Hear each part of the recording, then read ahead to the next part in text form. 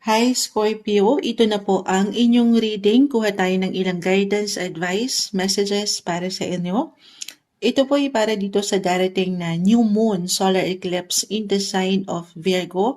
Regardless po sa sign na maaari niyong marinig, pero why not, baka meron po akong ma-share din sa inyo na ilang info in regards sa astrology na kung ano yung maaaring epekto nito. Ano yung pwedeng effect na iwan sa inyo ng darating na solar eclipse sa inyong sign. Okay, guidance lamang po gamit ang tarot guidance. Scorpio, anong kailangan yung marinig ngayon? Para po dito sa darating na solar eclipse, new moon, guys. New beginnings, new opportunity ito. Positive claim na natin ang pwedeng umangat. Anong kailangan marinig ng isang Scorpio message? Guidance advice para sa isang Scorpio. Darating na solar eclipse po. New moon. Anong aasahan nyo? Anong parating? Energy check tayo. Para sa isang Scorpio, na maaaring makapakinig nito, paisa-isa, hindi natin pipigilan. Scorpio, guidance for you. Ano kailangan mong marinig ngayon? Okay, sige. Ano yun muna natin? The Chariot. Alam ko hindi nyo nakikita ang baraha, guys. Live na live tayo. Again, mapapanood nyo rin po ito. Six of Cups.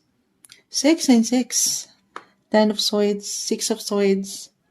Princess of Cups, Reverse. At pa tayo. 8 of Pentacles, 5 of Pentacles, Reverse. Okay. Scorpio, Scorpio, Scorpio.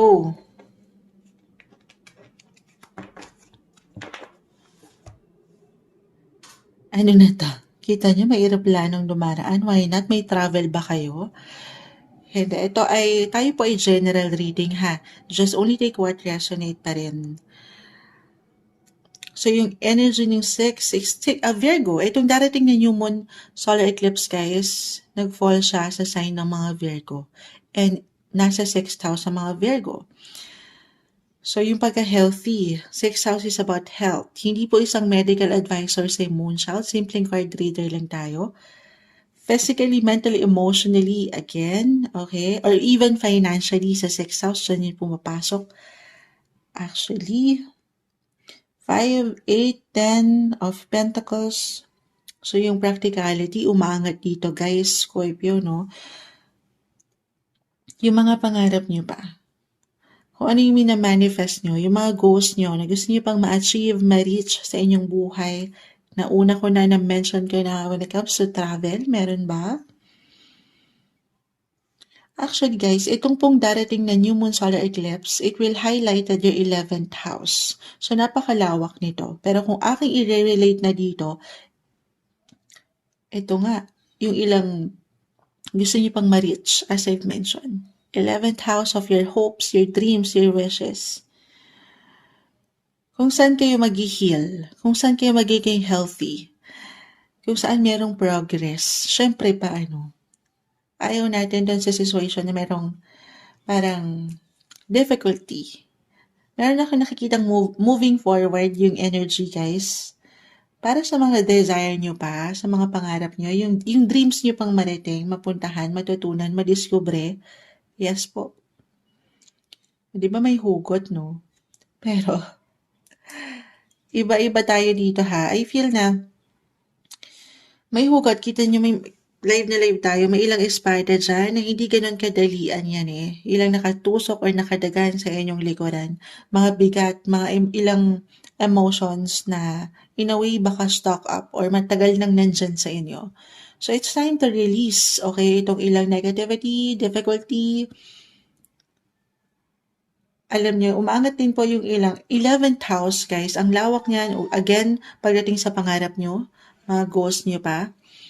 House of friendship din po yan, or ilang groups, activity, community na meron kayo if ever.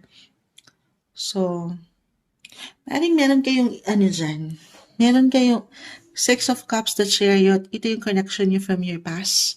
Halimbawa, pagdating sa mga kaibigan, it can be an ex-friendship, ex-lover.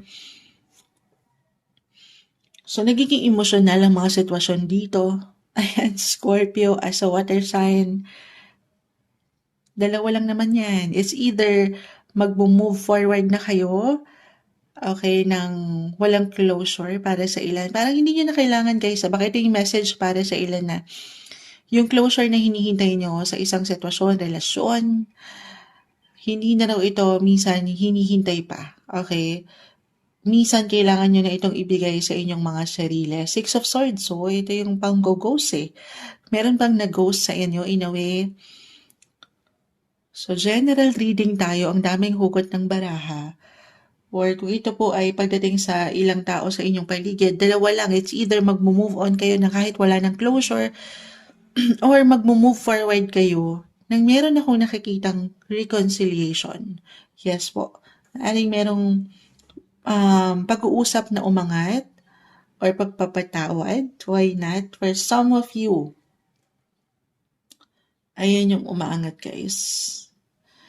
Moving forward yung energy at the same time, parang may reconnection, reconciliation tayong nakikita.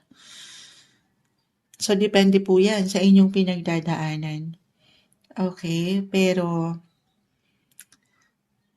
this time guys, umaangat yung energy na kailangan yung deserve nyo naman. Okay, syempre naman. Dito kayo kung saan mapapangat nyo yung katotohanan o yung pagkabalanse sa part nyo. Kung ano yung kaya nyong ibigay sa ibang tao, dapat ganun din sa inyong sarili. Okay, baka yun yung reflect. Kung ano yung mga struggles nyo when it comes to relationship, money, sa mga pangarap nyo, as I've mentioned. I see healing, new beginnings, new opportunity, new friendship. Kung pahihintalutan nyo ito at hindi kayo may stuck sa ilang bagay na hindi nakakapag-ambag na sa inyong buhay, magaganda po ang umaangat. Okay? So, may pag-angat. Kung pahihintalutan nyo, why not? Pagdating sa inyong mga social life, sa inyong social sector, yes, maaaring meron magtapos sa part na yun, may magtatapos. Sabi ko nga, moving on, moving forward yung energy, pero may mga bagong simula ang parating sa inyo. Opo. So, hindi kayo mawawalan ha ng ilang taong nandyan para bigyan kayong support if ever kailangan. O, diba may hugot? Pero balik tayo sa pangarap nyo. Umaangat na dito. Oo, huwag niyong bitawan ang bataan. Hindi. Yung magiging makatao, yung deserve nyo, as I've mentioned, na nilook forward nyo pa sa inyong buhay. Kung ano man yan, iba-iba kayo ha. Sa Scorpio, magkakaiba ang bawat isa. Ano yung gusto nyong i-work out? Sa relationship man, partnership, money, yung mga kagustuhan nyo pa. Tanungin ang sarili, ano pang pangarap mo pa? Ano ba yung mga gusto mong mariting? Yan po ay hindi imposible para sa inyo. Kahit para sa ilan ay imposible na. Huwag lang kayong ma-stuck. Kasi nakikita ko nga dito, may ilang hindi kagaanan. So, yun na, napaliwanag ko na. Huwag kayong ma-stuck sa isang sitwasyon, relasyon na alam nyo hindi balanse na. Okay, kasi may pag-level up akong nakikita. Baka kasi nami-miss nyo yung opportunity na may chance pa naman para sa inyong buhay. Malawak pa again, marami pa kayong pwedeng ma-discover. Okay. Ayan, maaaring ang ilan sa inyo ay maging extra sensitive and emotional sa darating na solar eclipse na ito. Six of Cups kasi, the Chariot, Six of Swords, yung connection nyo na meron kayo sa ilang tao sa inyong paligid, pamilya, why not, kaibigan, ex-lover, ayan. Mag-reminisce ang energy ng ilang Scorpio. Na ang ganda. Okay, parang bumabalik lang kayo, parang nagiging nostalgic yung energy. Na sana hindi kayo manatili doon. Okay, huwag kayong ma-stuck doon sa pakiramdam na hindi okay. Gamitin nyo. Marahil ganun. Yung ilang aral na pwedeng umangat or nabaon nyo from the past. Kasi baka meron kayong magamit dyan. Okay, sa mga pwede nyo pang pagdaanan in life. Gamitin ng alin yung ilang aral, yung ilang lessons learning in life. Kasi nga dapat mas nyo na to, mas balanced na, mas mapapaangat nyo na yung deserve nyo. New